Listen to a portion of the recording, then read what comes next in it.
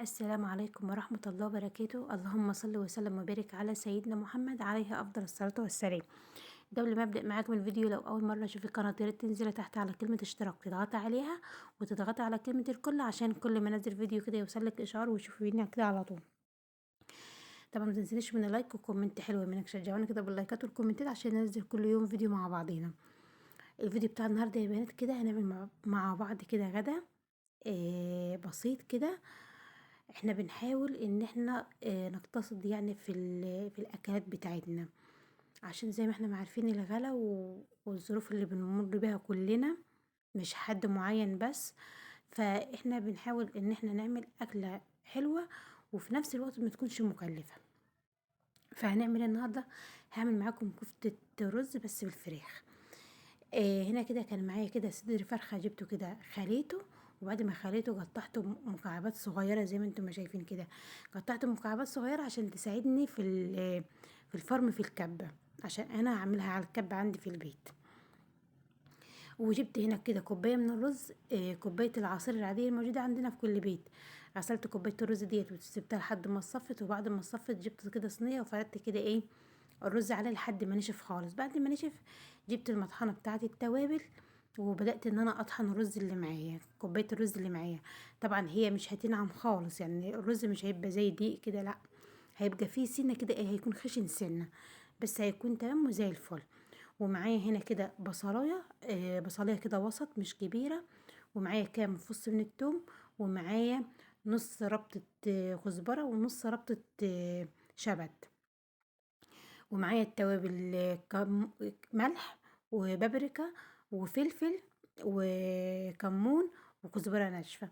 وكمان عندي لو عندك 7 بهارات، عندك بهارات فراخ، ضيفي شوية على زي ما بتحبي يعني. بس كده.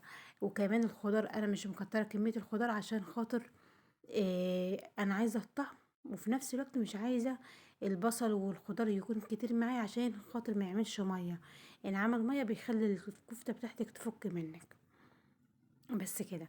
فانا حاطه خضار بس حاطه بكميات معقوله. هنا كده بعد ما جبت كده الفراخ اللي معايا فرمتها كده في الكبه، ورحت شلتها كده من الكبه خالص، وبدات ان انا انزل بكميه البصليه اللي معايا، البصليه والثوم هفرمهم. انا كان ممكن احط البصل والثوم على الفراخ على طول، بس انا لو عملت كده البصل اللي معايا مش هيتفرم كويس.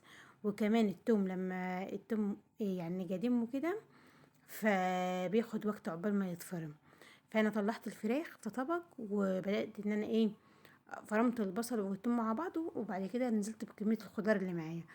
بعد كده بعد ما الحاجات ديت ما هتنعم، هبدا ارجع الفراخ اللي معايا في الكبه تاني عشان اخلط كله مع بعضي. وهضيف كمان الرز المطحون والتوابل اللي معايا. طريقة سهلة وبسيطة وكمان معمولة في البيت، يعني أنا حبيت إن أنا أعملها معاكم كمان في الكبة عشان أسهل عليكم الموضوع. لو ما عندكيش كبة هتعملي كل المكونات ديت وتروحي تفرميها عند مثلا حد تكوني انتي بتعملي عنده الكفتة وكده يعني. بس هنا كده بحاول ان انا افرم كده، بس بريح الكبة بتاعتي عشان ما تسخنش والموتور بتاعها يسخن يعني. هنا كده يا بنات، بعد ما نزلت كده بكمية الفراخ اللي معايا، ورحت نزلت كمان بكمية الرز كلها مرة واحدة، وهضيف التوابل وهخلطهم كلهم كويس مع بعضهم. بس هنا كنت بفصل التليفون عشان خاطر كمان برضو كنت بريح الكبة، يعني كنت اطحن شوية ولا افرمهم شوية، بعد كده اريح الكبة شوية عشان بس الكبة بتاعتي ما تسخنش. وخفت بصراحة لحسن تبوظ مني، لان هي ايدي ورجلي في المطبخ بصراحة، يعني نافعاني وبعمل عليها كل حاجة. بس كده بعد ما فرمت كده الكفتة اللي معايا يا بنات، بس انا محبتش اطول عليكم، يعني رحت جبت كده شويه زيت في طبق، ورحت بقيت اخد كده مسحه من الزيت في ايديا، وصبحت كده كميه الكفته اللي معايا، عملت شويه كده كور وشويه صوابع. بعد ما صبحت الكفته بتاعتي كلها، ورحت عملت دخلتها التلاجة، ارتاحت حوالي كده نص ساعه. رحت مسحت السلم ومسحت البلكونه وعملت شويه حاجات كده. كانت الكفتة بتاعتي طبعا انا كنت مصبعاها، فلقيتها كده مسكت وبقت حلوة. ورحت قلت خلاص بقى ان انا في الوقت دوت كنت خلاص عايزة اعمل الغدا. فرحت دخلت كده على طول، جبت الطاسة بتاعتي، حطيت فيها شوية من الزيت، سبت الزيت بتاعي لحد ما سخن، وبعدين بدأت انزل كده بكمية الكفتة اللي معايا. هسيبها تتحمر، وبعد ما تتحمر هطلع ديت واروح مكملة باقي الكمية بنفس الطريقة. طبعا كنت حاطة حلة كده على العين التانية جاري كده على طول، وقلت ان انا هعمل الصلصة عشان اكسب وقت. انا بدأت بيها هي الاول خالص، يعني بعد ما صحيت الصبح وشطبت المطبخ والكلام ده كله، رحت قلت اعمل الكفتة بتاعتي عشان خاطر اسيبها كمان ترتاح في التلاجة، وعقبال ما اخلص اللي ورايا تكون هي ارتاحت. وكمان لما ادخل اعمل الغدا يكون الموضوع سهل بالنسبة لي. بس سبت كده الكفتة تتحمر، وجبت كده بصلاية فرمتها كده فرم ناعم، وجبت كده الحلة حطيت فيها شوية من الزيت، ونزلت كده بالبصل المفروم. هحمر البصل لحد ما ياخد لون كده دهبي حلو، وبعدين هنزل كده بالصلصة او بالطماطم المفرومة.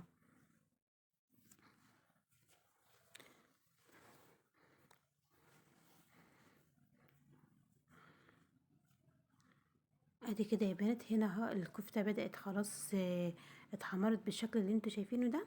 وهبدأ كده ان انا اطلعها. ما شاء الله كانت حلوة وكان طعمها حلو.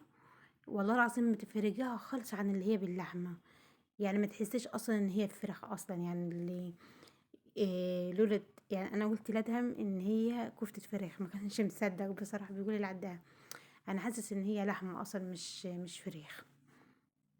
فطعمها حلو. وكمان اقتصادية، يعني مثلا اديكي عملت بصدر فرخة، عملتي بها أكلة تكفي البيت، يعني تكفي عدد الأسرة بتاعتك. في يوم كده تعمليها هتسد معاكي يوم وكده وكمان موفرة يعني. بس هنا كده يا بنات البصلة بعد ما اتحمرت، هي بصراحة البصلة أخدت لون شوية مني. انا كنت ماسكه التليفون بايد، وكيس الصلصه كنت بفتحه بايد التانية، فكيس الصلصه اتكب يعني منه شويه، فاللي هو والبصل على النار. فروحت فصلت التليفون، وبعد كده رجعت حطيت الصلصه عشان خاطر الحق لحسن البصله تتحرق مني. حطيت الصلصه كده على البصله واديتهم تقليبه بسرعه، وغطيت عليهم كده وسبتها كده على نار هاديه عشان خاطر الصلصه تفك، لان الصلصه كانت برضو شوية اللي فكوا هما اللي اتكبوا مني، والباقي كان لسه مجمد زي ما هو. بس فسبتها كده مع نفسها، وجبت كده حلة تانية حطيت فيها شوية من الزيت، وهنعمل مع بعض كده رز بشعرية. جبت كده كمية شعرية حلوة، حمرتها لحد ما اخدت اللون الدهبي الحلو ده. وكمان كنت غاسلة كمية الرز اللي انا هعملها، نزلت كده بكمية الرز، وبدأت ان انا اقلب كده الرز مع الشعرية لحد ما الرز بتاعي متحمر كويس.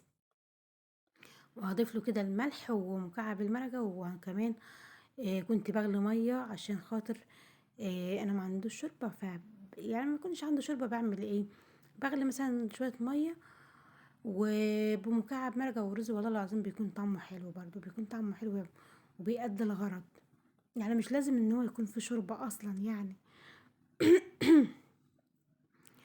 هنا بقلب الرز كويس عشان خاطر لازم يتحمر الرز عشان يبقى مفلفل معاك كده ويكون حلو ما يبقاش معجن. هنا خلاص بعد ما حمرت الرز كويس، بس انا بديكوا كده مقاطع بسيطة خالص عشان خاطر ما اطولش الفيديو على الفاضي. هنا خلاص كده ضفت الملح ومكعب المرقة، وبعدين جبت المية المغلية صبيتها كده على الرز، وبديله كده تقليبه مع بعض عشان الملح والمرقة يدوبوا كويس، وبعدين غطيت عليه واسيبه كده على نار عالية، وبعد كده هدي على النار. هي كمية المية ديت مسوتش الرز معايا، لا كان عايز شوية تاني، فزودت مية مفيش اي مشكلة يعني، مية مغلية وبزود عادي. هنا كده يا بنات الصلصة خلاص خدت التسبيكة بتاعتها. وهنا وكمان كنت جبت حبايتين بطاطس عشان نضاعف الكمية يعني بتاعة الكفتة. حطيت جبت حبايتين بطاطس، قشرتهم وغسلتهم وقطعتهم مكعبات، يعني المكعب بحجم كده الكفتة يعني. وحطيتهم كده الاول على في الصلصه، وزودت كده شويه من الميه، وسبت البطاطس في الصلصه شويه لمده مثلا 5 دقايق كده. بعد كده نزلت بكميه ايه، كان في الوقت دوت كنت خلاص حمرت الكفته كلها. وبعد كده نزلت بكميه الكفته اللي معايا. لازم البطاطس تاخد شويه الاول عشان خاطر الكفته ما بتاخدش وقت. لو حطينا الكفتة والبطاطس مع بعض، الكفتة هتستوي، ممكن تتهري منك، والبطاطس هتكون لسه. فعشان كده اديت لمدة مثلا 5 دقايق كده للبطاطس، وبعد كده زودت الكفتة. ضفت الكفتة وضفت كمان ايه، ملح وفلفل والبهارات. يعني التوابل اللي انا حطيتها للكفتة في عجينة الكفتة هي التوابل اللي انا حطيتها في الصلصة بتاعة الكفتة. بس كده. وهنا كنت بوريكم كمان الرز خلاص استوى وفصلت عنه.